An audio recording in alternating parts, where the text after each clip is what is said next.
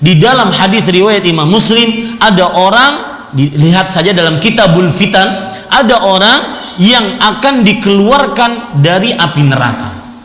Ini menarik. Dan saya ucapkan kepada yang bertanya, jazakallahu khairan, mengingatkan saya tentang hadis ini. Hadis riwayat Bukhari. Perhatikan hadis ini. Mudah-mudahan bermanfaat dan mudah-mudahan menjadi motivasi untuk kehidupan kita sehari-hari setelah ini. Perhatikan hadis ini. Dan hadis ini menjawab pertanyaan bahwa orang yang masuk neraka, kalau dia tidak mensyirikkan Allah, dia disiksa hanya karena maksiatnya bukan syirik, maka tetap akan dikeluarkan. Rasulullah SAW bersabda dalam hadis riwayat Bukhari bahwa orang-orang nanti yang di dalam neraka akan dikeluarkan oleh Allah Subhanahu wa taala dari neraka sesuai dengan amal ibadahnya masing-masing, hatta man yakuna fi qalbi mithqala khardalin min khair, sampai orang yang di dalam hatinya ada sebesar biji sawi dari kebaikan akan dikeluarkan dari neraka, sampai orang yang terakhir, ya, dia berada antara neraka dengan surga. Anggap saja tangan kiri saya ini neraka, tangan kanan saya surga. Orang ini di tengah-tengah, dia masih menghadap ke neraka. Dan ingat, di hari kiamat seorang tidak bisa berkata berbuat seenaknya. Kalau belum diizinkan oleh Allah berpaling, tidak bisa berpaling. Orang ini sudah dikeluarkan dari neraka, tapi tetap dia menghadap neraka. Orang ini berkata kepada Allah, ya Rabbi, wahai Rabbku, asrif wajhi anin nar fa innahu qad qashabani wa ahraqani rihuha wa zakauha. Wahai Rabbku, keluarkan aku dari api, palingkan wajahku dari api neraka. Ingat, ini neraka. Palingkan wajahku dari api neraka. Sungguh udara dan hawa panasnya neraka telah membakar wajahku. Maka Allah mengatakan kepada orang tersebut, hal asaita in af'alu bika alla tas'ala ghaira alladhi sa'al. Wahai fulan, kalau aku kabulkan permintaanmu, permintaannya apa Pak? Dimalingkan wajah. Kalau aku kabulkan permintaanmu, kupalingkan wajahmu dari neraka menghadap surga, apakah kamu mau berjanji untuk tidak minta apapun setelah ini? Orang ini mengatakan, la ya Rabbi, tidak, aku tidak akan minta apapun wahai Rabbku. Itu aja mintanya, dipalingkan wajah dari api neraka menghadap surga. Itu aja mintanya. Fayu'tillaha al-uhuda wal mawathiq alla yas'ala ghaira alladhi sa'al. Maka orang ini bersumpah habis-habisan sama Allah, ya Allah, aku sumpah tidak akan minta kecuali itu, kabulkan. Maka orang tersebut pun akhirnya dipalingkan wajahnya dari neraka menghadap surga. Ketika melihat surga, sakata sakta, dia diam, terpesona, termenung melihat surga.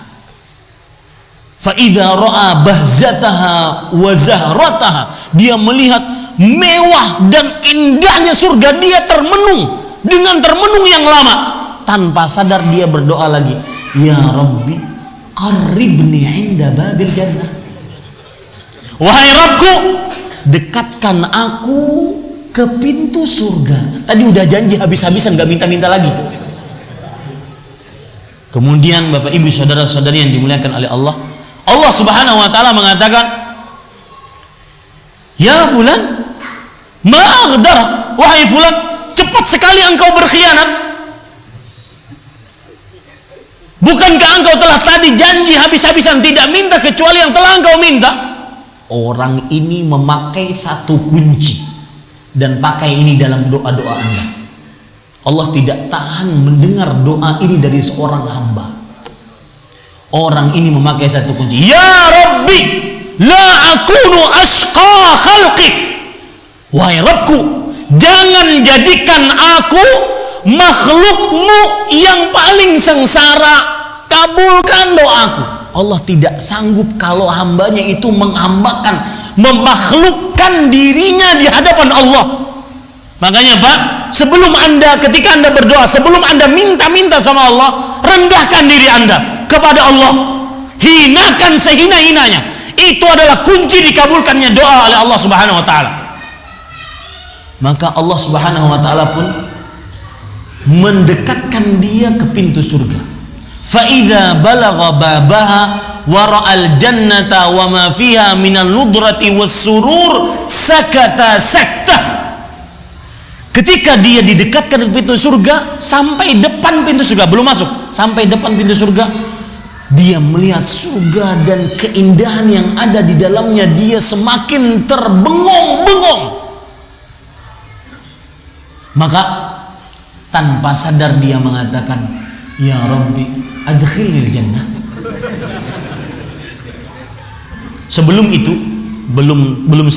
sebelum dia berdoa tadi, Allah berkata kepada orang tersebut, maukah engkau berjanji kalau aku kabulkan permintaanmu, mendekatkanmu ke pintu surga, kamu tidak akan minta lagi apa-apa? Orang ini mengatakan dengan yakinnya, dengan pedenya, la ya Rabb, tidak wahai Rabb, aku tidak akan minta apa-apa kecuali dekat pintu surga. Fayu'tillah al-uhud wal mawathir. Dia menjanjikan kepada Allah dengan janji-janji. Tatkala didekatkan tadi, dia minta, ya Allah, masukkan aku ke dalam surga. Allah kembali mengatakan, ma'agdara, wahai fulan, alangkah cepatnya engkau berkhianat. Tadi 2 kali udah janji, 2 kali, nggak tahu malu, 2 kali janji soal. Ya, maka Bapak Ibu saudara-saudari, orang ini masih memakai doa yang tadi, ya Rabbi la taj'alni ashqa khalqik. Wahai Rabbku, jangan jadikan aku makhlukmu yang paling merana, masukkan aku ke dalam surga. Maka Allah pun tertawa dan dimasukkan dia ke dalam surga. Lalu apa yang terjadi? Kata Allah kepada orang tersebut, ya fulan, lihat, ingat kata-kata ini. Kapan Anda tertipu dengan dunia, mendewakan dunia, menghalalkan segala cara untuk mendapatkan dunia, ingat kata-kata ini, sehingga Anda tetap berorientasi akhirat masuk surga. Dunia sebentar saja, dunia ya segitu saja. Lihat kata Allah kepada orang ini, orang yang paling terakhir keluar dari neraka, paling terakhir masuk surga. Ini nikmatnya. Kata Allah Subhanahu wa taala, ya fulan tamanna, wahai fulan, berangan-anganlah semua nikmat yang engkau ingin dapatkan. Makanan, minuman, pakaian, tempat tinggal, alat transportasi, apa saja yang kamu inginkan dapatkan dari nikmat, angankan. Tamanna, ingat itu Pak. Kapan hati kita ingin berbuat curang dalam jual beli, ingat tamanna, saya nggak mau menjual surga saya ingat tamanna. Angan-angankan semua kebaikan, tamanna. Maka dia berangan-angan semua kebaikan, hatta idzan qata'at umniyatuh, sampai habis semua angan-angannya. Apa? Belum selesai. Kata Allah, tadzakkar hadza, tadzakkar hadza, tadzakkar hadza. Ditolong oleh Allah. Fulan, ini belum kamu angan-angankan. Fulan, ini belum kamu angan-angankan. Fulan, ini belum kamu angan-angankan. Itu penghuni surga yang paling terakhir keluar dari neraka, paling terakhir masuk dalam surga. Maka sampai hatta idzan qata'at ummi al-amani, sampai selesai semua angan-angan, Allah mengatakan belum selesai ternyata. La kadzalik wa mithlahu ma'a. Kamu akan mendapatkan sesuai dengan angan-angan yang semua engkau angankan, dan 2 kali lipatnya lagi. Maka Bapak Ibu saudara-saudara, ini dalil yang menunjukkan bahwasanya orang akan dikeluarkan dari api neraka sesuai dengan amal ibadahnya, asal selain dosa apa? Syirikan. Wallahu a'lam.